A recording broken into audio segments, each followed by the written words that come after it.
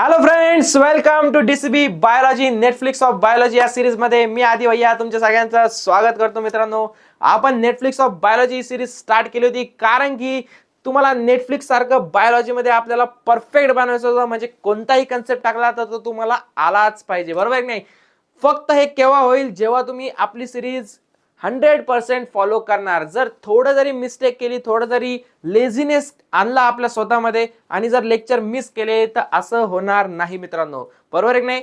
तर जर तुम्हाला नेटफ्लिक्स ऑफ बायोलॉजी बनायचं आहे तर आपल्या सिरीजला नक्की फॉलो करा. आणि तुम्हाला माहिती आहे आपण ह्युमन फिजिओलॉजीचे लेक्चर्स फ्रीमध्ये आपल्या चॅनलवरती अपलोड केलेले आहेत, तर ते आधीचे लेक्चर सुद्धा कंप्लीट करून घ्या. म्हणजे कुठलाही बॅकलॉग नाही राहिला पाहिजे. आपण स्टेप बाय स्टेप पुढे जात आहोत, तर तुम्ही सुद्धा माझ्यासोबत स्टेप बाय स्टेप. आपल्याला तुम्हाला माझ्या मागे नाही ठेवायचंय, माझ्या मागे नाही चालायचंय, तुम्हाला तुम्हाला माझ्या सोबत चालायचंय मित्रांनो, बरोबर आहे की नाही? तर चला, आपले आता बाकीचे लेक्चर तुम्ही करशाल अशी अपेक्षा आहे मला. आजचं लेक्चर आपलं राहणार आहे एका अशा टॉपिक वरती. तो टॉपिक म्हणजे एकदम एकदम म्हणजे एकदम माझा फेवरेट टॉपिक आहे मित्रांनो. का? कारण की याच्यामध्ये ना खूप इंटरेस्टिंग गोष्टी शिकायला मिळणार आहे आपल्याला. आणि ह्या इंटरेस्टिंग गोष्टी जेव्हा शिकायला मिळतात ना, तेव्हा आपला जो स्टडी मधला इंटरेस्ट असतो ना, तो एकदम वाढतो आणि आपल्याला अभ्यास करायला बोर नाही होत, बरोबर आहे की नाही? तर असाच एक टॉपिक म्हणजेच काय, आपला ह्युमन फिजिओलॉजीचा लास्टचा जो टॉपिक आहे तो म्हणजे केमिकल कोऑर्डिनेशन अँड इंटिग्रेशन मित्रांनो, बरोबर आहे की नाही? हा टॉपिक म्हणजे असा आहे ना की याच्यामध्ये आपल्या बॉडीशी रिलेटेड भरपूर गोष्टी आपल्याला या टॉपिक मधून समजतात. आणि असं वाटतं, असं फील येतो की यार एवढं मला सगळं समजलंय ना, म्हणजे नक्कीच मी आता डॉक्टर झालेलो आहे, बरोबर आहे की नाही? आणि मला माहिती आहे तुमचं जे ड्रीम आहे डॉक्टर बनण्याचं, तुमचं जे ड्रीम कॉलेज आहे ते आपण नक्की यावर्षी पूर्ण करणार, बरोबर आहे की नाही? तुम्हाला फक्त आपले लेक्चर्स बघायचे, बस. बाकी सगळा अभ्यास आपण कव्हर करणार. NCERT line to line cover करण्याचा आपण प्रयत्न करतोय. थोडा जरी टॉपिक पॉईंट काही मिस झाला असेल तर तुम्हाला एनसीईआरटी मी सांगितलंय, लेक्चर झाल्यानंतर एकदा एनसीईआरटी कंप्लीट रीड करायची. म्हणजे जर काही राहिलंच, चुकून हुकून जर काही राहिलंच, तर ते सुद्धा तुमच्या डोळ्याखालून जाईल आणि कुठलाही प्रॉब्लेम तुम्हाला पेपरमध्ये येणार नाही, बरोबर आहे? तर सगळ्यात पहिले चॅप्टरचं नाव काय मित्रांनो? Chemical coordination and integration. कसं आहे, न्यूरल कंट्रोल अँड कोऑर्डिनेशन म्हणजे कसं होतं? न्यूरल मध्ये कसं होतं मित्रांनो, जे आपले आपण शिकलो की जे सिग्नल ट्रान्सफरिंग होते आपल्या बॉडीमध्ये, बरोबर आहे की नाही? की आता समजा जर चुकून हुकून, बरं का, चुकून हुकून कोणी जर तुम्हाला गालावरती मारलं पटकन दिशी, आहे का नाही, लगेच तुमचं कसं, तुम्ही गांधीजी का की बाबा एका गालावरती मारलं मी लगेच दुसरा गाल वरती गेला, बरोबर आहे? असे का? नाही. आपलं लगेच रिफ्लेक्स येतं. कोणी गालावरती मारले आपण पटकन दिशी दुसरी ठेवून देतो, बरोबर आहे नाही? म्हणजे हे काय आपलं रिफ्लेक्स आहे. असे भांडणं वाढत जातात, आहे का नाही? मग दुसरेच रिफ्लेक्सेस निघतात. मग पोलीसवाले येतात, मग ते आपल्या वेगळ्याच ठिकाणी रिफ्लेक्सेस दाखवतात, आहे का नाही? म्हणजे ह्या गोष्टीला काय होतं, हे सिग्नलिंग जे आहे ना, हे आपल्या बॉडीमध्ये कंटिन्यू चालू असतं, बरोबर की नाही? याच्यासोबत मित्रांनो काही अशा पण गोष्टी आहे की ज्याच्यामध्ये जर ज्या गोष्टी सिक्रेट झाल्या तर आपल्यामध्ये काही चेंजेस दिसून येतात, बरोबर की नाही? आता त्या गोष्टी कोणत्या आहेत तेच आपण या चॅप्टर मध्ये आता बघणार आहे. त्या गोष्टी म्हणजे मित्रांनो आपले हार्मोन्स. आपल्याला सगळ्यांना माहिती आहे आपल्या बॉडीमध्ये हार्मोन्स सिक्रेट होत असतात, बरोबर की नाही? त्या हार्मोन्सच्या जीवावरतीच आपल्या बॉडीमध्ये जे काय चालू आहे ते सगळं कोणाच्या जीवावर चालू आहे? हार्मोन्सच्या जीवावर. म्हणजे केस येणं असू द्या, आपली हाईट वाढणं असू द्या, किंवा आपले जे जर्म सेल्स आहेत ते असू द्या, किंवा स्पर्म प्रोडक्शन असू द्या, प्रत्येक गोष्टीला कोण जबाबदार आहे? हार्मोन्स जबाबदार आहे, बरोबर आहे? किडनीचे एक्सक्रिएशन असू द्या, हार्टचं फंक्शनिंग असू द्या, सगळ्या गोष्टीला सिग्नल करायचं काम न्यूरल तर आहेच, बरोबर की नाही? ते शेवटी कुठून पास होतंय? न्यूरॉन्स मधूनच पास होतंय. न्यूरॉन्स मधूनच सेन्सेशन जात आहे, ते तर आहेच. परंतु त्याच्यावरती जर काही ऍक्टिव्हिटी करायची असेल किंवा काही डिसिजन घ्यायचा असेल, त्याच्यासाठी आपल्याला काय गरजेचे? हार्मोन्स गरजेचे. म्हणजेच काय की ओव्हरऑल काय सांगायचं आपल्याला की बॉडीमध्ये न्यूरल आणि काय सांगितलं मी? न्यूरल आणि एंडोक्राइनल या दोन्ही सुद्धा सिस्टम इम्पॉर्टंट आहे आणि त्या साइड बाय साइड चालू आहेत. याच्यामुळेच आपली बॉडी चांगली चालू आहे, सुरक्षित चालू आहे, बरोबर की नाही? तर त्याच्यामधला एक पार्ट आपल्याला आज बघायचा आहे, तो म्हणजे एंडोक्राइनल प्लॅन. एंडोक्राइनल पार्ट, बरोबर आहे, हा माझा पर्सनली फेवरेट चॅप्टर मित्रांनो होता, त्याच्यामुळे मला थोडीशी एक्साइटमेंट झालेली आहे. तर चला आपण स्टार्ट करूया. याच्यामध्ये सगळ्यात पहिले कोणते कोणते टॉपिक्स आपण बघणार आहे? हॉट टॉपिक्स कोणते? Endocrine glands and hormones. ओ खूपच भारी, याच्यामधून इतकं नॉलेज येणार आहे ना आपल्याला. ह्युमन एंडोक्राइन सिस्टीम, माणसाशी रिलेटेड एखादी गोष्ट असली ना की आपला इंटरेस्ट एकदम म्हणजे टॉप लेवलला जातो मित्रांनो. आणि तुम्हाला मी नक्की सांगतो याच्यामध्ये नक्की मजा येणार तुम्हाला. Hormones of heart, kidney, gastro. अरे बापरे सर, आतापर्यंत तर फक्त वाटत होतं हार्ट, किडनी, म्हणजे हे फक्त आणि फक्त आपल्याला जिवंत ठेवायचं काम करतात, परंतु याच्यामध्ये हार्मोन सुद्धा सिक्रेट होत आहेत हे आजच कळतंय. मेकॅनिझम ऑफ हार्मोन ऍक्शन, बरोबर की नाही?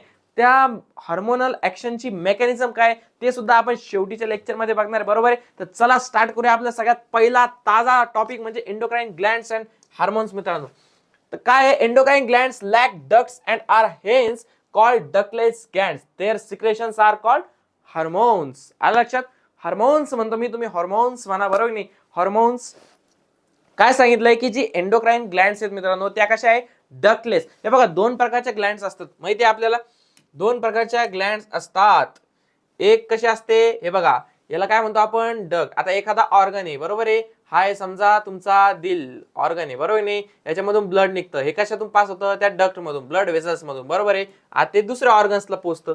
तशा प्रकारचे याच्यातून समजा हार्मोन्स येत असेल, बरोबर आहे? ते कुठं जातील? या डक्ट मधून या ऑर्गन मध्ये. पण एंडोक्राइन ग्लँड्स कशा आहेत? लॅक्ट काय? डक्टलेस ग्लँड आहे, बरोबर आहे? म्हणजे लॅक डक्ट्स. ओके, म्हणजे नळ्या नुळ्या काही नाही याच्यामध्ये. हे काय होणार आहे? हे नळ्या बिळ्या काही नाही. मग तुम्ही म्हणशाल सर मग हे पोचतं कशातून? हे तुमचं जे ब्लड आहे ना त्या ब्लड मधूनच जाणार आहे, बरोबर आहे? म्हणजे एका ठिकाणाहून दुसऱ्या ठिकाणी जर त्याला हार्मोन्स सिक्रेट करायचे असतील तर ते कशामधून रिलीज करतो? तो ब्लड मधून. आलं लक्षात? त्याच्यासाठी काही डक्ट बीट आहे का स्पेशल? नाही. म्हणून त्यांनी सांगितलंय सगळ्यात पहिलं वाक्य, endocrine glands lack ducts and are hence called ductless glands. म्हणजे पहिला एमसीक्यू तुमचा इथंच झाला मित्रांनो, की एंडोक्राइन ग्लँड्सला काय दुसरं नाव आहे? टोपण नाव काय त्याचं? पिंट्या बिंट्या सोन्या मिन्या आहे काही नाही. Ductless glands. Their secretions are called hormones. चला, मेन आपलं हॉर्मोन्सवरच हा चॅप्टर, तो बघूया आपण. The classical definition of hormone as a chemical. Classical म्हणजे कशी? हे बघा, बुलेट मध्ये आपल्याला रॉयल एनफील्ड पाटलाचा बैलगाडा, बरोबर नाही? बुलेट कशी असते? दोन प्रकारची असते. एक क्लासिकल, दुसरी जॅट झिंगूर. कोणती? हंटर बिंटर, आहे का नाही? आपल्याला कोणती आवडते भाई? क्लासिक 350, बरोबर नाही? कसा एक किक मारली की पाट पाट पाट पाट आवाज येतो, आहे का नाही? तशावाली. तसंच एक याची डेफिनेशन काय? क्लासिकल डेफिनेशन आहे. नवी डेफिनेशन सांगितलं का नाही? जुनी classical of hormone as a chemical produce by endocrine glands and release into the blood. काय सांगितलं? Chemical produce by endocrine gland. जे एंडोक्राइन ग्लँड्स आहे ज्याच्यामधून हार्मोन्स बनतायत, बरोबर नाही? केमिकल, एक केमिकल आहे ते प्रोड्यूस होतं एंडोक्राइन ग्लँड्स मध्ये आणि release into the blood, आणि ब्लड मध्ये टाकते. कारण की डक्टलेस ग्लँड आहे ना, नळ्या बिळ्या काही आहे का याला जोडलेल्या? नाही. डक्टलेस ग्लँड आहे. मग कशात? Release into blood and transported to a distantly located target organ has current scientific definition as follows. म्हणजे इथपर्यंत जी डेफिनेशन होती तुमची टार्गेट ऑर्गन, तिथपर्यंत तुमची क्लासिकल डेफिनेशन होती. म्हणजे सिंपल डेफिनेशन, केमिकल प्रोड्यूस होत आहे एंडोक्राइन ग्लँड्स मध्ये आणि ते रिलीज होत आहे ब्लड मध्ये आणि ट्रान्सपोर्ट होत आहे त्याच्या जे लोकेशन आहे तिथपर्यंत, बरोबर आहे? आता नवीन डेफिनेशन काय म्हणते? सायंटिफिक करंट डेफिनेशन काय म्हणते? Hormones are non nutrient chemicals. म्हणजे डिटेलमध्ये घुसलेत हे, जरा थोडंसं डिटेलमध्ये घुसलेत, ते तुम्हाला बघायचंय. नॉन न्यूट्रिएंट शब्द आलेला आहे. हार्मोन्स आर काय? non-nutrient chemicals which act as a intercellular messengers and are produced in trace amounts. trace amounts मध्ये सांगितलंय प्रोड्यूस होत आहे, बरोबर आहे? काय सांगितलंय? नॉन न्यूट्रिएंट आहेत. नॉन न्यूट्रिएंट केमिकल्स म्हणजे त्यांच्यामध्ये न्यूट्रिएंट्स प्रेझेंट नाहीये, ते न्यूट्रिएंट लेस आहे, बरोबर आहे? नॉन न्यूट्रिएंट्स आहेत. हा एक मिनिंग तुम्हाला लक्षात आला. इथं सुद्धा एक एमसीक्यू बनू शकतो.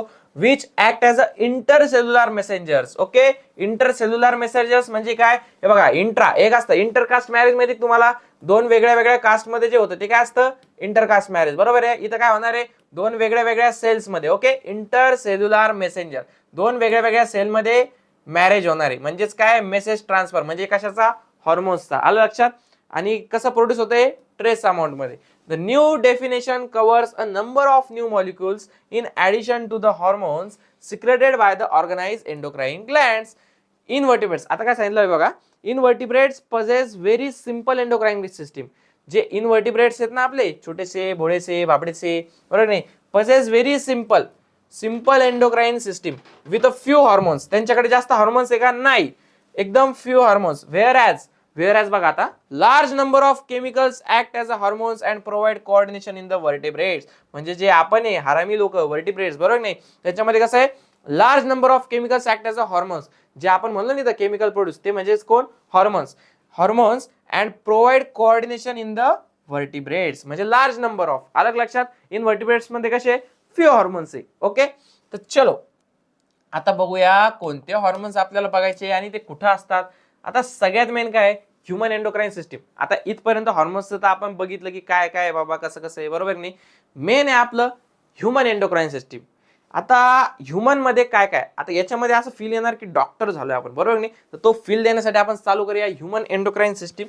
ही माईक का बरं नीट राहत नाही आपला, बरोबर नाही, सारखा पडतोय. काय झालं रे भाऊ, तुझ्यामध्ये हॉर्मोन्स कमी पडतायत का? The endocrine glands and hormone producing diffuse tissue cells located in different parts of our body constitute the endocrine system. हे बघा, एंडोक्राईन सिस्टीम म्हणजेच काय म्हणणे त्यांचं, की एंडोक्राईन ग्लँड जे आहे किंवा हॉर्मोन प्रोड्युसिंग जे सेल्स किंवा टिश्यूज आहेत ते वेगवेगळ्या ठिकाणी प्रेझेंट आहेत आपल्या बॉडीमध्ये. आता ते वेगवेगळे ठिकाण कोणते, हे बघा, ही तुम्हाला बॉडीची डायग्राम दिलेली तुमच्या बुकमध्ये. हायपोथॅलमस आहे, पिट्युटरी आहे, बरोबर आहे, पिनियल ग्लँड आहे, थायरॉइड आणि पॅराथायरॉइड दोन्ही पण आहे, थायमस सुद्धा आहे, किडनीज दिलेल्या आहे, 2 किडनीजच्या वरती ॲड्रेनल कॉर्टेक्स असतं, बरोबर आहे, पॅनक्रियास दिलेलं आहे, त्याच्यानंतर तुमचे ओव्हरी फिमेलसाठी आणि मेल जर असेल तर टेस्टिस. म्हणजे हे सगळे त्यांनी सांगितले काय, एंडोक्राईन ग्लँड्स असलेले location. Pituitary, pineal, thyroid, adrenal, pancreas, parathyroid, thymus, gonads म्हणजे testis in males and ovaries in females are the organized endocrine bodies in our body. कळलं तुम्हाला एवढं? In addition to this some other organs example. आता याच्या व्यतिरिक्त, आता हे तर झाले तुमचे ऑफिशियल प्रॉपर, काय सांगितलं, प्रॉपर एंडोक्राईन ग्लँड झाले तुमच्या, ज्याच्यामधून हॉर्मोन्स 100% सिक्रेट होतात आणि ते पण गरजेचे आहेत बॉडीला असेच, बरोबर आहे. पण याच्या व्यतिरिक्त आपल्याला माहिती आहे काही ऑर्गन्स प्रेझेंट आहेत आपल्या बॉडीमध्ये, जसं की किडनी झालं, हार्ट झालं, परत जीआयटी ट्रॅक झाला आपला, ज्यांचं काम ऍक्च्युली वेगळं आहे. किडनीचं काम एक्सक्रेशन करण्याचं आहे, ब्लड फिल्टर करण्याचं आहे. आपलं जे हार्ट आहे त्याचं काम काय, ब्लड सर्क्युलेशन करण्याचं आहे, ओके. पण लिव्हरचं काम काय, मेटाबॉलिझम करण्याचं. पण याच्या व्यतिरिक्त ते काय करतायत, हॉर्मोन सिक्रेट करतायत. म्हणजे एवढं सगळं काम असताना सुद्धा साईड बिझनेस करायची गरज पडते त्यांना, बरोबर नाही. म्हणजे तुम्ही डॉक्टर झालात तरी सुद्धा तुम्हाला लेक्चर घ्यायचंय, बरोबर नाही, काहीतरी दुसरं करायचंय, एवढं कण तुमच्या अंगामध्ये काय ते साईड बिझनेस म्हणून, ओके. तशा प्रकारचा साईड बिझनेस म्हणून ते हॉर्मोन सिक्रेट करतात. A brief account of the structure and functions of all major endocrine glands and hypothalamus of the human body is given in the following section. तर चला बघूया ते कोणते फॉलोइंग सेक्शन्स आहेत. हे बघा, हे आपले हायपोथॅलमस, पेनियल, पिट्युटरी, थायरॉइड, पॅराथायरॉइड. आता सगळ्यात पहिले स्टार्टिंग कुठून करायची आपल्याला, आपला सगळ्यांचा मेन बॉस कोण आहे मित्रांनो. सगळ्यांना माहिती आहे आपल्या पूर्ण बॉडीमध्ये सगळ्याला कंट्रोल जर शब्द आला बॉडीमध्ये तर सगळ्यात पहिले आपल्याला आठवतो तो म्हणजे आपला ब्रेन, बरोबर नाही. ब्रेन मधून सगळी बॉडी आपली कंट्रोल होत असते, आलं लक्षात. पण ह्या ब्रेन मध्ये सुद्धा प्रत्येक पार्टला वेगवेगळे कामं वाटून दिलेले, ओके. त्यातलं जे मेन काम आहे हॉर्मोन सिक्रेट करायचं, किंवा जे ऑर्गन्स आपण बघितले आता जे हॉर्मोन सिक्रेट करणारे यांच्यावर लक्ष ठेवायचं काम, म्हणजे ते कोण करतंय, दी हायपोथॅलमस. उगाच एनसीईआरटीने दी शब्दने लावला मित्रांनो, काहीतरी इम्पॉर्टंट आहे म्हणून दी म्हणलंय त्याला, दी हायपोथॅलमस. ना होता, ना आहे, ना राहणार, फक्त एकमेव हायपोथॅलमस, दी हायपोथॅलमस. ऍज यू नो, आता लोकेशन बघा हायपोथॅलमसचं, याच्यावर पण सुद्धा एमसीक्यू विचारू शकतात. लोकेशन तुम्हाला मी साइड बाय साइड सांगणार आहे काय काय तुमच्यासाठी इम्पॉर्टंट आहे. हायपोथॅलमस इज बेसल पार्ट, बरं का, सगळ्यात पहिले basal part of diencephalon forebrain and it regulates a wide spectrum of body functions, okay. आता खूप मोठे बॉडी फंक्शन्स आहेत जे की रेग्युलेट करायचं काम हायपोथॅलमस आहे, पण आपल्याला त्याच्याशी काही घेणे नाही. आपण या चॅप्टर मध्ये फक्त हॉर्मोन्सशी रिलेटेड बघणार आहे, काय त्याचा यूज आहे हायपोथॅलमसचा, काय नाही, काय रोल आहे त्याचा, ते आपण बघणार आहे. सगळ्यात पहिले त्याचं लोकेशन माहिती पाहिजे, बेसल पार्टला डायएन्सेफॅलॉनच्या आणि फोर ब्रेनच्या, okay. It contains several groups of neurosecretory cells called, हे बघा न्यूरो सिक्रेटरी सेल्स आलेले आहेत, called nuclei which produce hormones. बघा, कळतंय का तुम्हाला. म्हणजे पहिला पॉइंट होता तुमचा हायपोथॅलमस मधला की त्याचं लोकेशन कुठे, बेसल पार्टला होतं, ओके. दुसरा पॉइंट आहे की त्याच्यामधून हार्मोन्स सिक्रेट कुठून होत आहेत हॉर्मोन्स, बरोबर आहे, तर न्यूक्लाय मधून होत आहेत. त्याच्यामध्ये न्यूक्लाय प्रेझेंट आहे. न्यूक्लाय म्हणजेच काय, न्यूरो सिक्रेटरी सेल्स आहेत आपल्या, बरोबर आहे. It contains several groups of neurosecretory cells called nuclei which produce hormones. These hormones regulate the synthesis, काय सांगितलंय, regulate the synthesis and secretion of pituitary hormones. बघा, तुम्हाला ब्रेनचं जर स्ट्रक्चर माहिती असेल तर तुम्हाला माहिती आहे हे आपलं, समजा आता हे जर मी मोठं केलं असं, हे आपलं ब्रेन आहे, ओके. इथं समजा हे असं जाणार कंटिन्यू, हे खाली दिसतंय तुम्हाला, हे ब्रेन आहे आपलं, ओके. इथं प्रेझेंट आहे तुमचा हायपोथॅलमस, ओके. हे थॅलमस आहे, इथं प्रेझेंट आहे हायपोथॅलमस, इथं तुमचं हे राहणार आहे, बरोबर आहे. ह्याच्या हायपोथॅलमसच्या खाली काय या दोन गोट्यासारखं स्ट्रक्चर दिसतंय का, ओके, दिसतंय ना. हा, हे काय तुमचं अँटेरियर पिट्युटरी आणि पोस्टेरियर पिट्युटरी. म्हणजेच काय तुम्हाला काय दिसतंय, हायपोथॅलमसला पिट्युटरी कनेक्ट आहे. ओके, तर जे आपण जे म्हणतोय हायपोथॅलमस काय करतंय, तर हायपोथॅलमस रेग्युलेट करतंय सिंथेसिस आणि सिक्रेशन ऑफ पिट्युटरी हॉर्मोन्सचं. म्हणजे 3 गोष्टी तुम्हाला लक्षात ठेवायचं. एक त्याचं लोकेशन कुठे आहे, दुसरं त्याच्यामध्ये कोणत्या सेल्स आहे, न्यूरोसिक्रेटरी सेल्स विच कंटेन न्यूक्लाय, बरोबर आहे, विच प्रोड्यूस हार्मोन्स. त्याच्यानंतर तिसरं त्याचं कार्य काय करतोय, रेग्युलेट करतोय सिंथेसिस आणि सिक्रेशन ऑफ पिट्युटरी हार्मोन्स. म्हणजे पिट्युटरी जी ग्लँड आहे, जे हार्मोन्सचा तेल भंडार आहे मित्रांनो, बरोबर आहे नाही, त्याच्यामध्ये सगळ्या प्रकारचे हार्मोन्स आपल्याला बघायला भेटतात. त्याचं सगळ्यांचं रेग्युलेशन करायचं, सिंथेसिस सिक्रेशन करायचं काम कोण करतंय, हायपोथॅलमस. दी हायपोथॅलमस, सॉरी, नुसतं हायपोथॅलमस म्हणलं त्याची इज्जत कमी होईल मित्रांनो. The hypothalamus. However the hormones produce by hypothalamus are of 2 types. आता ते 2 टाइप्स कोणते बघा. प्रत्येक गोष्टीला 2 टाइप्स असतात, एक चांगलं एक वाईट, बरोबर नाही. तसं तुम्ही पण आहे, तुम्ही चांगले पण आहे वाईट पण आहे. आता चांगले का, तर तुम्हाला मध्ये मध्ये हुक्की येते, तुम्हाला तुमच्या करिअर बद्दल सिरियसनेस होतो, तुम्ही एकदम फोकस होऊन स्टडी करायला लागतात, बरोबर नाही. आणि दुसरी वाईट बाजू काय तुमच्यामध्ये, की तुम्ही लवकर डिस्ट्रॅक्ट होतात, बरोबर नाही. छोडं जरी कोणी जरी मेसेज केला, कोणी जरी काहीतरी केलं, कॉल केला, नुसतं असं वर्गामध्ये बघितलं जरी, तर तुम्ही कसे डिस्ट्रॅक्ट होऊन जातात, जो तुमचा मार्ग आहे त्याच्यापासून भरकटतात, बरोबर नाही. तर अशा 2 गोष्टी प्रत्येक गोष्टीला असतात. तशीच हायपोथॅलमसला पण आहे, 2 टाईपचे हायपोथॅलमस आहे. दुसरं पहिलं काय, रिलीजिंग हॉर्मोन, बरोबर आहे, म्हणजे जे काय करणार आहे, स्टिम्युलेट करणार आहे सिक्रेशन ऑफ पिट्युटरी हार्मोनचं, म्हणून त्याला रिलीजिंग हॉर्मोन म्हणलंय. दुसरं काय, इनिबिटिंग हॉर्मोन. ओके, इनिबिटिंग म्हणजेच काय, थांबून ठेवणारं, म्हणजेच काय, which inhibit secretions of pituitary hormones. म्हणजेच काय, यांचं म्हणणं काय आहे, 2 टाईप आहे. कोणते, असे हार्मोन तो सिक्रेट करणार हायपोथॅलमस, की जे काय करतील, कोणत्या 2 ऍक्शन्स राहतील त्यांच्या, रिलीजिंग आणि इनिबिटिंग. रिलीजिंग म्हणजे काय, जे मदत करतील, स्टिम्युलेट करतील पिट्युटरी ग्लँडला त्यांचे हार्मोन्स सिक्रेट करण्यासाठी. आणि दुसरे तो असे हार्मोन्स सिक्रेट करणार जे काय करतील, इनिबिट करतील एखादा जर समजा हार्मोन. आता ग्रोथ हार्मोन सपोज एक्झाम्पल घ्या, तुमची हाईट लयच वाढायला लागली, तुमच्या बॉडीला कळलं अरे भाई या अवकातीच्या बाहेर हाईट दिली आपण याला, बरोबर नाही, एवढी झेपणार नाही याला, पण तो काय करेल, तो म्हणा जो आपला हे आहे काय हायपोथॅलमस, तो काय करेल, पिट्युटरीला कोणता हार्मोन सिक्रेट करायला लावेल, सोमॅटोस्टॅटिन, बरोबर आहे. तो हार्मोन सिक्रेट करायला पाहिजे आणि तो म्हणन भाई बस रुको सबर करो जरा यार, बस कितना आगे बढ़ोगे, इतना आगे बढ़कर क्या करना है भाई, एग्जाम में टॉप करो, उसमें आगे बढ़ो, ये हाइट में क्यों आगे बढ़ रहे हो, बरोबर आहे की नाही, असं ते म्हणणार. त्याच्यामुळे असे 2 पैलू आहे त्याला. For example a hypothalamic hormone called, हे बघा एक्झाम्पल लक्षात ठेवायचं, याच्यावरती सुद्धा क्वेश्चन येणार. Gonadotropin releasing hormone. बघा गोनॅडोट्रॉपिन, आपल्या माहिती गोनाड शब्द आल्यावर कशाशी रिलेटेड असतो तो, आपल्या बरोबर, गोनॅडोट्रॉपिन रिलीजिंग हार्मोन. ओके, जे आपले जर्म्स म्हणजे गॅमेट्स प्रोड्युसिंग हे, बरोबर नाही, एरिया आहे त्याच्याशी रिलेटेड आहे ते गोनाड्स. GnRH. ओके, कशामध्ये ऐकलंय, ऐकीन नाव आठवा पटकन. सर मी जेव्हा 10वीला होतो ना, 10वीला एक चॅप्टर होता आम्हाला, त्या चॅप्टर मध्ये life process in living organism, बरोबर आहे. त्या चॅप्टर मध्ये सर मेन्स्ट्रुअल सायकल होती, त्याच्यामध्ये आम्ही पहिल्यांदा ते नाव ऐकलं होतं, बरोबर आहे की नाही. कसं ओळखतो आपण, stimulates the pituitary synthesis and release of गोनॅडोट्रॉपिन्स.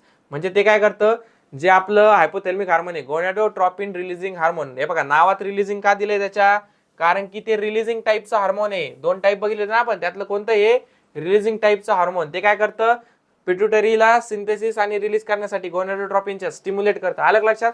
On the other hand आता दुसरं बघा, सोमॅटोस्टॅटिन, हा एक नाव लक्षात ठेवायचं. Somatostatin from the hypothalamus inhibits the release of growth hormone from the pituitary.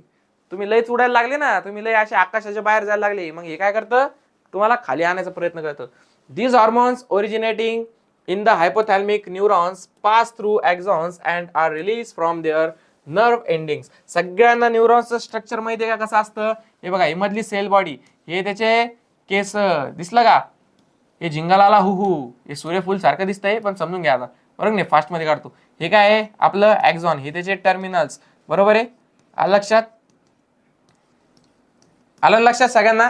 अशा प्रकारचे स्ट्रक्चर, म्हणजे इथून चालू होणार ते सिग्नल हार्मोन्स आणि कुठं नर्व एंडिंग्स मधून, एक्झॉन मधून पास होऊन कुठे जाणार, हे बघा, pass through axons and release from their nerve endings. इथपर्यंत तर ठीक होतं सर, बरोबर नाही. पण आणखीन एक दुसरी गोष्ट, कहाणीमध्ये twist. These hormones reach the pituitary gland through a portal circulatory system. Portal circulatory system म्हणजेच काय, की बाबा एक अशी सिस्टीम आहे ज्याच्यामधून ते पास होणार आहे, बरोबर आहे की नाही. नर्व्सचे आताच बघितलं ना आपण, न्यूरॉन्स, एक्झॉन, त्याच्यामधून regulate the function of the anterior pituitary. Okay, porter circulatory system आहे. हे बघा पिट्युटरीचे दोन पार्ट आहे, आपल्याला सगळ्यांना मान्य आहे, अँटेरियर आणि पिट्युटरी. ओके, अँटेरियर आणि पोस्टेरियर पिट्युटरी. त्यातलं जे अँटेरियर आहे ना, अँटेरियर साठी, अँटेरियर मध्ये हायपोथॅलमस जेव्हा सिग्नल पाठवणार अँटेरियरला, तर स्पेशल त्याच्यासाठी स्पेशल फॉर्च्युनर गाडी आहे. म्हणजेच काय, पोर्टर सर्क्युलेटरी सिस्टीम आहे त्याच्यासाठी स्पेशल, की ज्याच्यामधून त्या सिस्टीम मधून सर्क्युलेटरी सिस्टीम मधून ते हार्मोन्स पास होतील. परंतु जो पोस्टेरियर पिट्युटरी आहे is under the direct neural regulation of the hypothalamus. म्हणजे त्याला अशी गरज नाही पोर्टर सिस्टीमची, तो डायरेक्ट एरोप्लेन न पळणार. म्हणजेच कसं, या सिस्टीम मध्ये खेळत बसणार का तो? नाही. Posterior pituitary under the direct neural regulation of hypothalamus. मग मला सांगा कोणतं फास्ट राहील, हे पोर्टल सिस्टीम मधून जाणार का हे डायरेक्ट जाणार? कोणतं? डायरेक्ट जाणार. बरोबर, पोस्टेरियर पिट्युटरी वाला. बरं यार, एवढ्या वेळेचं आपण हे सगळं करतोय, आता थोडं पिट्युटरी ग्लँड बद्दल शिकून घेऊ, बरोबर नाही? कारण की एवढ्या वेळेचं हायपोथॅलमसचं एवढे चर्चा ऐकले आपण, त्याच्यामध्ये पिट्युटरीचं सारखं नाव येत होतं, आहे का नाही? म्हणजे मेन एरिया आपला पिट्युटरी ग्लँडचा आहे. मग तो आपण बघून घेऊ. सगळ्यात पहिले त्याचं स्ट्रक्चर बघा, आहे का नाही? इकडे हायपोथॅलमस दिसतंय, हा रिजन ग्रे कलरचा पार्ट हायपोथॅलमस आहे. हे तुमचे नर्व्स आहेत दिसत आहेत. हे पोर्टल सर्क्युलेशन आहे. हे जे ना, हे पोर्टल सिस्टम आहे, ते कुठं? अँटेरियर पिट्युटरीला जाते. बघा, हे बघा दिसलं. आणि दुसरं कोणतं आहे? Posterior pituitary. Direct neural, direct दिसलं का? इथून निघलं की इथं पोहोचलं डायरेक्ट, आहे का नाही? एवढं फिरत जायची गरज नाही. हे बघा, अँटेरियर पिट्युटरी पलीकडं, पोस्टेरियर पिट्युटरी अलीकडं. हे पोर्टर सर्क्युलेशन, हे आपले काय? हायपोथॅलमिक न्यूरॉन्स आहे. ओके, हे हायपोथॅलमस आहे. आलं स्ट्रक्चर लक्षात? चला या इकडं आता.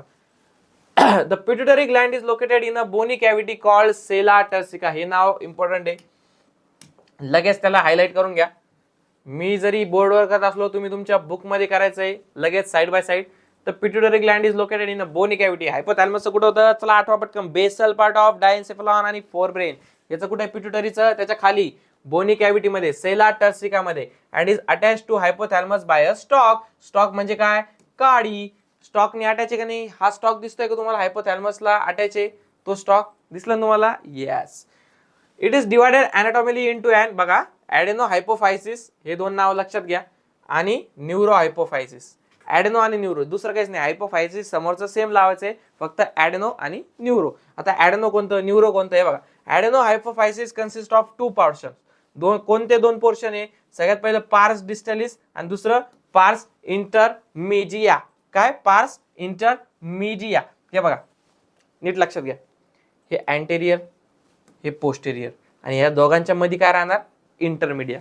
पार्स इंटरमिडिया. एक राहणार पार्स डिस्टलिस, एक राहणार पार्स नर्सोवा, आणि त्याच्या दोघांच्या मध्ये काय राहणार? पार्स इंटरमिडिया. आलं लक्षात?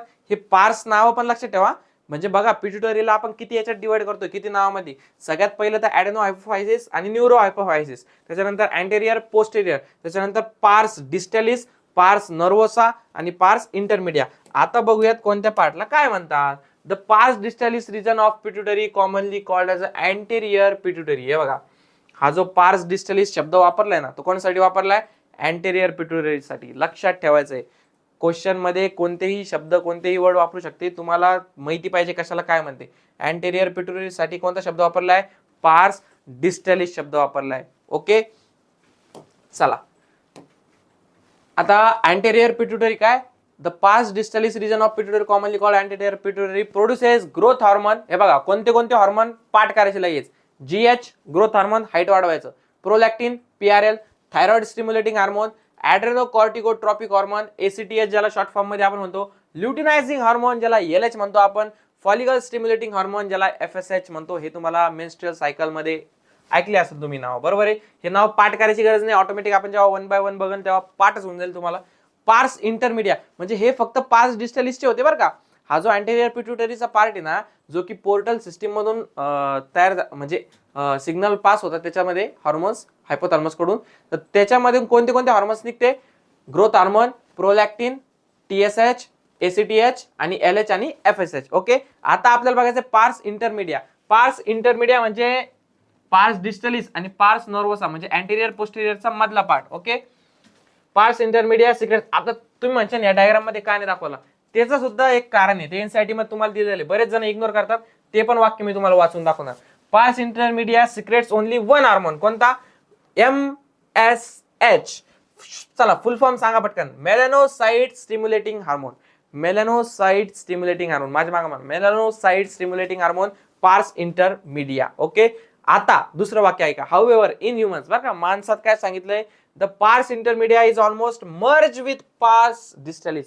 मर्ज होणे म्हणजे काय, एकमेकांमध्ये सामावून घेणे. काय, एकमेकांमध्ये सामावून घेणे. मग याला कोणी सामावून घेतलंय, पार्स डिस्टलिस म्हणजे कोण, अँटेरियर पिट्युटरी. म्हणून ह्यूमन्सच्या डायग्राम काढताना पार्स इंटरमीडिया आपण दाखवत नाही. जनरली जर तुम्हाला बघायचं असेल तर डॉगची बघा, कुत्र्याच्या ह्याच्यात असतं ते. ओके, न्यूरोहायपोफायसिस ज्याला आपण म्हणतो पार्स नर्वोसा, पार्स nervosa also non as posterior pituitary. बघा, तीन नावं एकाच ह्याच्यात सांगितली.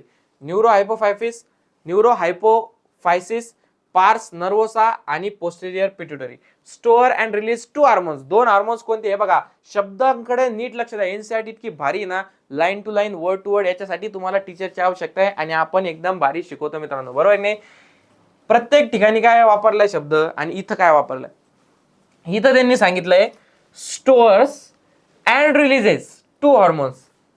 सिंथेसिस सांगितलंय का, नाही. म्हणजे सिंथेसाइज अँड रिलीज असं सांगितलं की नाही, स्टोअर्स अँड रिलीजेस. म्हणजेच हा पॉइंट आहे की हे जे दोन हार्मोन्स आहे हे न्यूरोहायपोफायसिस मधून रिलीज होणारच नाहीये, बरोबर नाही. ऍक्च्युअली ते प्रोड्यूस कुठे झालेले आहेत, हा, ते स्टोरी आपण पुढे बघू. पहिले ते दोन हार्मोन कोणते, ऑक्सिटोसिन आणि vasopressin. Okay, which are actually synthesise. आता बघा, ऍक्च्युअली त्यांनी आता शब्द वापरला, ऍक्च्युअली सिंथेसाइज बाय हायपोथॅलमस. काय सांगितलंय, हायपोथॅलमसने ते सिक्रेट केले. फक्त ते स्टोअर करायचं आणि याचं काम, रिलीज करायचं काम कोणी केलंय, न्यूरोहायपोफायसिस म्हणजेच आपलं पार्स नर्वोसा, ज्याला आपण पोस्टेरियर पिट्युटरी म्हणतो. अशी एक स्टोरी कुठेतरी आठवती कर तुम्हाला, ऐकून एक. हो सर आठवती, पण ते क्लिक होत नाही. तुम्हीच सांगा, चला मीच सांगतो. तुम्हाला माहिती का, बाईल्स कुठं स्टोअर होतात, कमेंट मध्ये लिहा पटकन पटकन पटकन, मीच सांगतो. गॉल ब्लॅडर मध्ये, बरोबर आहे. गॉल ब्लॅडर मधून ते फक्त स्टोअर होतात. प्रोड्यूस होतात का, नाही. प्रोड्यूस कुठं होतात ते आता कमेंट मध्ये मला सांगायचं तुम्ही. तेवढा एक प्रश्न मी तुम्हाला सांगतो, बघू कोणाला किती बुद्धी आहे, बरोबर आहे. जे सांगा ना ते तर लय हुशार राहणार आहे, बरोबर नाही. त्याची हवा होणार आहे आपल्या चॅनल वरती, है की नाही.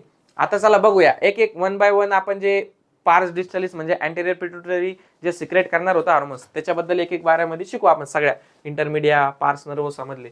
सगळ्यात पहिलं ग्रोथ हार्मोन्स बद्दल. Over secretion of growth hormone stimulates abnormal growth of the body leading to gigantism and low secretion of GH results in stunted growth resulting in pituitary dwarfism. हे बघा, सगळ्यात पहिले ही गोष्ट जी आहे, गिगॅन्टिझम, ही लहान लेकरामधून दिसून येते आपल्याला, बरोबर आहे का नाही.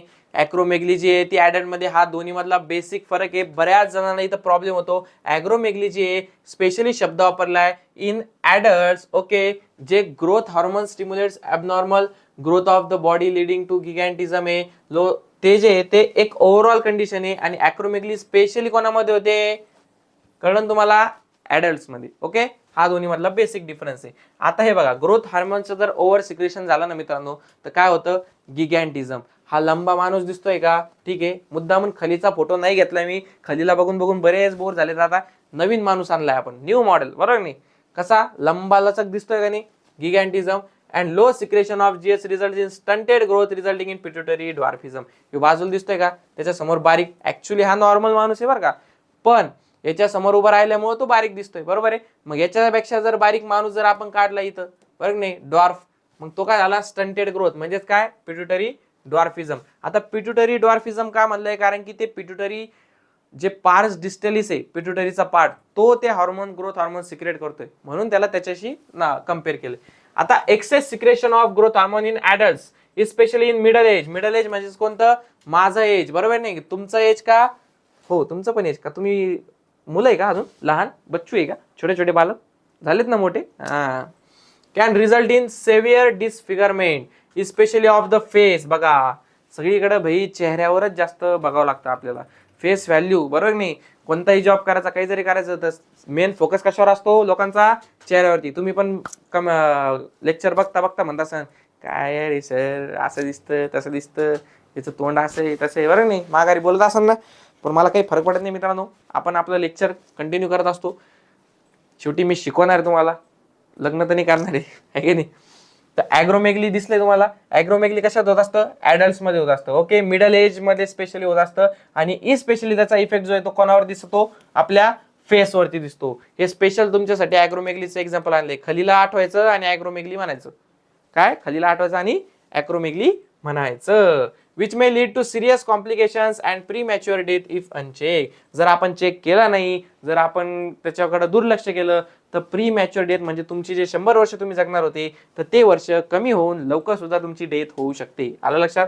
The disease is hard to diagnose in the early stages and often goes undetected for many years until changes in external features become noticeable. जेव्हा तुमचा चेहरा वाकडा तिकडे होत नाही तोपर्यंत ते समजून येत नाही. आलं लक्षात? त्याच्यामुळे चेहरा वाकडा तिकडे थोडा दिसायला लागला, काही नाक जास्त ढोलं दिसायला लागलं, काही व्हायला लागलं, लगेच जायचं डॉक्टरकडे बघायचं ग्रोथ हार्मोनला काही झालेलं नाही. आलं लक्षात? असंच असतं भैया. बॉडीची मजाक नाही करायची. हे बघा आता दुसरं कोणतं आहे पार्स डिस्टलिस मधून हार्मोन्स निघणारं दुसरं प्रोलॅक्टिन. ग्रोथ हार्मोन्सचा यूज कळला ना तुम्हाला. त्याच्यामुळे काय काय होऊ शकतं? गिगॅन्टिझम होऊ शकतं. दुसरं काय? गिगॅन्टिझम पण ओव्हर सिक्रेशनच आहे आणि जे ॲक्रोमेगली ते सुद्धा काय एक्सेस सिक्रेशनच आहे. फक्त दोन्ही मधला फरक काय आहे? ॲक्रोमेगली ॲडल्ट मध्ये होतं आणि फेसवर इस्पेशली त्याचा काय होतो? इम्पॅक्ट दिसून येतो. Prolactin रेग्युलेट्स the growth of the memory glands and formation of milk in them. हे बघा फॉर्मेशन ऑफ मिल्क सांगितले. प्रोलॅक्टिन काय? रेग्युलेट्स growth of the memory glands. Ladies मध्ये ज्या मेमरी ग्लँड्स असतात प्रेझेंट, बरोबर नाही, ब्रिस्ट रिजन मध्ये, ज्या की त्यांचा बच्चू झाल्यानंतर त्याच्यातून मिल्क फॉर्मेशन होतं, म्हणजे formation of milk, milk bye lactation ज्याला आपण म्हणतो, बरोबर नाही, त्याचं कोणाचं काम आहे? प्रोलॅक्टिनचं. शब्दात काय? लॅक्टिन, लॅक्टेशन म्हणतो ना आपण, प्रोलॅक्टिन. आता दुसरा आहे TSH, thyroid stimulating hormone, stimulates the synthesis and secretion of thyroid hormones from the thyroid gland. बघा बऱ्याच जणांना आपल्या आजूबाजूला बघा हायपोथायरॉइडिझम, हायपरथायरॉइडिझम असे बरेच प्रॉब्लेम असते. ते काय असतं? आयोडीनची डेफिशियन्सी काय असते, कशामुळे होतं, काय होतं, सगळं आपण त्याच्या स्पेशल याच्यामध्ये शिकणार आहोत. बरोबर आहे. ACTH stimulates the synthesis and secretion of steroid hormones called glucocorticoids from the adrenal cortex. हे सुद्धा आपण मेन त्या ॲड्रेनल कॉर्टेक्स शिकताना बघणार आहे. बरोबर नाही. ग्लुकोकॉर्टिकॉइड्स कोणते असते, काय असते, सगळं आपल्याला बघायचं आहे. कॉर्टिसोल काय आहे, काय नाही. LH and FSH stimulate gonadal activity and hence are called gonadotropins. हे बघा gonadotropins कोणते? GnRH बघितलं होतं ना आपण, हायपोथॅलमस gonadotropin रिलीज करत होतं, ते कोणते? LH आणि FSH stimulate gonadal activity. Okay. आता मेल्स मध्ये कसं बरं का, LH आणि FSH आतापर्यंत मेन्स्ट्रुअल सायकल मध्ये तुम्ही ऐकलं असं, तिथं तुम्हाला त्याचा रोल माहिती. आता मेल्स मध्ये बघू काय. LH stimulates the synthesis and secretion of hormones called androgens. काय? Androgens from testis. हे जे ते काय करतं? मेल्स मध्ये LH काय करतं? स्टिम्युलेट करतं सिंथेसिस आणि secretion. Okay. In males FSH काय करतं? FSH and androgens regulate spermatogenesis. म्हणजे तुमचं जे स्पर्म प्रोडक्शन आहे, जे स्पर्म बनवायची फॅक्टरी, तुमची स्पर्म बनवायचं जे काम आहे, मिलियन्स मध्ये बनवायचं काम जे, ते कोण करतं? FSH आणि अँड्रोजन्स मिळून. आणि अँड्रोजन कोणामुळे बनते? LH मुळे. आलं लक्षात? कळलं ना हा खेळ कसा चालू आहे? गेम कळलं ना तुम्हाला? सगळ्यात पहिले तर गोनाडोट्रॉपिन माहिती पाहिजे, LH आणि FSH. ओके. कशातून सिक्रेट होत आहेत? पार्स डिस्टलिस मधून. मेल्स मध्ये काय करतो? LH सिंथेसिस आणि सिक्रेशन कशाचं? ॲड्रोजनचं, टेस्टिस मध्ये. ओके. मेल्स मध्ये FSH आणि हे अँड्रोजन जे बनलेले ते मिळून काय करणार? रेग्युलेट करणार स्पर्मॅटोजेनेसिस, जे तुमचं स्पर्म प्रोडक्शन आहे, जे तुम्हाला आवश्यक आहे फ्युचर मध्ये त्याच्यासाठी. आता फिमेल्स मध्ये काय? LH induces ovulation of fully mature follicles, Graafian follicles. म्हणजेच तुम्हाला तर माहिती आहे, आता तुम्ही तर खूप मोठे झालेत, बरोबर नाही, 10वीला शिकले ते मेन्स्ट्रुअल सायकल. ते आपल्याला माहिती आहे की फॉलिकल स्टेज असते, बरोबर नाही, त्याच्यामध्ये तुमचा जो उसाइट असतो तो प्रेझेंट असतो. जेव्हा 14व्या दिवशी जो ग्राफियन फॉलिकल असतो, एक LH सर्च दाखवला होता त्याच्यामध्ये, बरोबर नाही, मग तो LH काय करतो? इंड्यूस करतो ओव्ह्युलेशन, म्हणजे त्याच्यातून उसाइट रिलीज करतो. ओके. फुल्ली मॅच्युअर फॉलिकल ज्याला आपण ग्राफियन फॉलिकल म्हणतो. And maintains the corpus luteum. Corpus luteum जो की उसाइट निघल्यानंतर जो रिकामा पार्ट आहे त्याचा ग्राफियन फॉलिकलचा, त्याला आपण काय म्हणतो? Corpus luteum. Form from the remnants of the Graafian follicles after ovulation. आलं लक्षात? हे दोन काम तो LH करतो. कशामध्ये? फिमेल्स मध्ये. आता FSH चा काय रोल आहे? FSH stimulates growth and development of the ovarian follicles in females. म्हणजे ते जे फॉलिकल्स बनायचं काम आहे ना, प्रायमरी फॉलिकल, सेकंडरी फॉलिकल, मग मॅच्युअर फॉलिकल, ही जी स्टेज आहे फॉलिकल्स बनायची, हे असे असे असे. ओके. ह्या स्टेजला ग्रोथ अँड डेव्हलपमेंट करायचं काम कोण करतो? स्टिम्युलेट FSH करतो फिमेल्स मध्ये. आता MSH काय? म्हणजेच काय? Melano stimulating hormone. Okay. Melanin containing cells, melanocytes acts on the melanocytes, melanin containing cells and regulates pigmentation of the skin. Pigmentation of the skin साठी हा इम्पॉर्टंट आहे. जो आपण रंग बघतो ना, हा काळा, हा गोरा, तो काळा, बरोबर नाही, ज्याला आपण रेसिसिझम म्हणतो, बरोबर नाही, मला तर ते शब्द पण उच्चारता येत नाही, खूपच खतरनाक शब्द येतो, है की नाही. आता मी कसं दिसतोय तुम्हाला, मी सावळा दिसतोय, बरोबर आहे. आपण नवीनच रंग काढलाय सावळा. कोणी काय म्हणलं का, अरे मी तर सावळा आहे, मी काळा कुठे, बरोबर नाही. अरे पण तू काळा आहे, कलुआ आहे तू. काय आहे तू? कलुआ. आता कलुआ शब्द आठवल्यावर तुम्हाला दुसरंच आठवलं असेल, है की नाही. चला त्याच्यापासून बाहेर निघा. कलुआ आजकाल लय पुढे चाललेत कलुए लोक, बरोबर नाही. तर जे पिगमेंटेशन आहे ना तुमच्या स्किनचं, आपण जे म्हणतो की आपण जास्त वेळ उन्हात नाही राहायला पाहिजे, टॅनिंग होतं, बरोबर नाही, हे कशावरती आहे? मेलॅनोसाइट्स. कोणत्या? मेलॅनिन कंटेनिंग सेल्स जे आहे तुमच्या स्किनवरती प्रेझेंट, त्याच्यावरती जास्त जर युव्ही रेज ऍब्झॉर्ब केले ना तर ते आपल्या स्किनला काळं करतं. आलं लक्षात. म्हणून जे काळे लोक आहे ना त्यांनी घाबायचं नाही, त्यांच्यामध्ये मेलॅनोसाइट्स जास्त आहेत, बस, दुसरं काही रिझन नाही. कोणी काय बोललं ना तू काळा, अरे भाई मेलॅनोसाइट्स जास्त आहेत, आहे का नाही ना, चल बाईच घरी मानायचं. ऑक्सिडोसिन, हे बघा, आता मला एक सांगा, इथपर्यंत एमएसएच पर्यंत आपल्याला माहिती, एमएसएच जे ते पार्स इंटरमिडिएट सिक्रेट करत होती. ज्याच्या आधीचे जे होते ते कोण करत होतं? पार्स डिस्टॅलिस. आता ऑक्सिडोसिन आणि व्हॅसोप्रेसिन सिंथेसाइज कोण करतं? हायपोथॅलमिस. आणि स्टोअर कुठं होतात ते? पार्स नर्वोसा, म्हणजे पोस्टेरियर पिट्युटरी मध्ये. हा, हे लक्षात ठेवायचं. Oxytocin acts on the smooth muscle, हे बघा, स्मूथ मसल्स कोणते? Of our body, and stimulates their contraction. Oxytocin जो आहे तो आपल्या बॉडीमधले जे स्मूथ मसल्स आहेत कुठं प्रेझेंट आहे, काय प्रेझेंट आहे, ते सगळं आपण त्या चॅप्टर मध्ये बघणार आहे. कोणता? आपला मसल्स वाला, बरोबर आहे की नाही, टिश्यूज वाला. ऑक्सिडोसिन जो आहे ना त्यांच्यावरती ऍक्ट करतो आणि त्यांचं कॉन्ट्रॅक्शन ते त्याच्यावरती कंट्रोल करतो, स्टिम्युलेट करतो. फिमेल्स मध्ये याचा जो मेन रोल आहे त्याच्यावरती क्वेश्चन येण्याची दाट शक्यता आहे. It stimulates a vigorous contraction of uterus at the time of childbirth and milk ejection from the mammary gland. म्हणजे दोन रोल तुम्हाला लक्षात ठेवायचे ऑक्सिटोसिनचे फिमेल मध्ये. एक म्हणजे जेव्हा चाइल्ड बर्थ होणार आहे, तुम्हाला आता माहिती आहे चाइल्ड बर्थ व्हायच्या टायमाला एवढा मोठा तो चाइल्ड असतो, एवढा मोठा म्हणजे छोटाच असतो त्या मानाने, पण त्या पोझिशनला जो तेवढा जास्त राहतो, ते जे कॉन्ट्रॅक्शन आहे युटेरसचं, बरोबर नाही, त्याच्यात त्याला आपल्याला बाहेर काढायचं, आतून कोणतरी पुश करायला पाहिजे. ते जे कॉन्ट्रॅक्शन आहे युटेरसचं, ऑक्सिटोसिन या हॉर्मोनमुळे, ज्यांच्यामध्ये ऑक्सिटोसिन कमी आहे ना त्यांना लय प्रॉब्लेम होतो, त्यांना सीझर करावं लागतं, बरोबर नाही, म्हणजे त्यांना फाडून बिडून ऑपरेशन करून बच्चू काढावं लागतं, बरोबर आहे. आलं लक्षात. म्हणजे तिथं एक रोल आहे त्याचा ऑक्सिटोसिनचा. आणि त्याच्यानंतर बच्चू जेव्हा पैदा होतं तेव्हा milk ejection from the memory Gland. आलं लक्षात. या दोन युजेस आहे. व्हॅसोप्रेसिनचं काय? व्हॅसोप्रेसिनचं वर्क काय? Vasopressin acts mainly at the kidney and stimulates resorption of water. Vasopressin ला काय नाव आहे ना, हे पण आहे आता टोपण नाव याला पण आहे. Acts mainly at the kidney, kidney वरती तो ऍक्ट होतो mainly, and stimulates reabsorption of water and electrolytes from the distal. DCT माहिती आहे तुम्हाला. आता बऱ्यापैकी तुम्ही आपले लेक्चर जर केले असेल तुम्हाला त्या किडनीचं स्ट्रक्चर लक्षात आलं असेल बघा. एक असं असतं कप शेप असतं वरून, मग पीसीटी प्रॉक्सिमल कॉन्व्हर्टर ट्यूब, मग लूप ऑफ हेनले, आहे की नाही, बरोबर नाही, आणि इथं असतं तुमचं डीसीटी, जे की काय कलेक्टिंग ट्यूबुलला नंतर जॉईन होतं. हा जो पार्ट आहे इथं काय असतं? व्हेसोप्रेसिन काय असतं? प्रेझेंट असतं. Okay. Acts at the kidney and stimulates reabsorption. इथलं जे डीसीटीचं आहे ना, रिॲब्झॉर्प्शन ऑफ वॉटर आणि इलेक्ट्रोलाइट्स स्टिम्युलेट करण्याचं काम करतं व्हॅसोप्रेसिन करतं. And thereby reduces loss of water through urine, म्हणजे डायुरिसिस जे आहे ते प्रिव्हेंट करतात. डायुरिसिस काय केस आहे मित्रांनो, की आपलं जे युरिन आपण करतो त्याच्यासोबत जास्तीत जास्त वॉटर लॉस होणं, बरोबर नाही, म्हणजे डिहायड्रेशन व्हायला लागतं, मग कारण बॉडी मधलं पाणी कमी व्हायला लागतं, त्याला आपण डायुरिसिस कंडिशन म्हणतो. या व्हॅसोप्रेसिनमुळे काय होतं? स्टिम्युलेशन, रिअब्झॉर्प्शन ऑफ वॉटर आणि इलेक्ट्रोलाइट्स होतं त्या पार्ट मधून. याच्यामुळे कमीत कमी पाणी आपल्या शरीराच्या बाहेर जातं युरिन थ्रू, बरोबर नाही, म्हणून ते चांगलं आहे आपल्यासाठी. Hence it is also called as a anti, म्हणून याला काय सांगितलं? डायुरेसिससाठी अँटी डायुरेटिक हार्मोन, म्हणजेच त्याला शॉर्ट फॉर्म मध्ये आपण काय म्हणतो? एडीएच. हे नाव तुम्ही ऐकलं असेल बघा, व्हेसोप्रेसिन नसेल ऐकलं पण एडीएच ऐकलं असेल, अँटी डायुरेटिक हार्मोन. आलं लक्षात काय म्हणायचं त्याला? An impairment affecting synthesis or release of ADH results in a diminished ability of the kidney to conserve water, leading to water loss and dehydration. तेच जर इम्पेअरमेंट झाली affecting synthesis or release of ADH मध्ये, बरोबर की नाही, तर ते काय रिझल्ट करतं? डिमिनिश ॲबिलिटी ऑफ किडनी, म्हणजे किडनीची जी ॲबिलिटी आहे वॉटर रिॲब्झॉर्ब करायची ती कमी करतं, बरोबर की नाही. त्याच्यामुळे काय होतं? वॉटर लॉस होतो आणि डिहायड्रेशन होतं. This condition is known as diabetes insipidus. डायबिटीजचे दोन प्रकार असते, डायबिटीज इन्सिपिडस आणि डायबिटीज मेलाटस. जे तुमचं इन्सुलिनवाला डायबिटीज असतं ना, जे आपण म्हणतो की ज्याचं शुगर वाढली कमी झाली, ते असतं डायबिटीज मेलाटिस. आणि हे कोणतं आहे? Diabetes insipidus. याच्यामध्ये काय होतं, तुमची जी एडीएच आहे ते एडीएच कमी सिक्रेट झाल्यामुळे, ते हॉर्मोन कमी झाल्यामुळं जे ऍब्झॉर्प्शन करण्याची, वॉटर ऍब्झॉर्प्शनची जी कॅपेबिलिटी त्यांची ती काय होऊन जाती, कमी होऊन जाते. कोणाची? तुमच्या तुमच्या तुमच्या तुमच्या किडनीची. ओके, आलं लक्षात. तर आज आपण मित्रांनो, आज इथपर्यंतच आपल्याला बघायचं होतं. आज आपण बघितलंय पूर्ण आपल्या ह्युमन एंडोक्राईन सिस्टीम मधले 2 पॉईंट कव्हर केले आपण.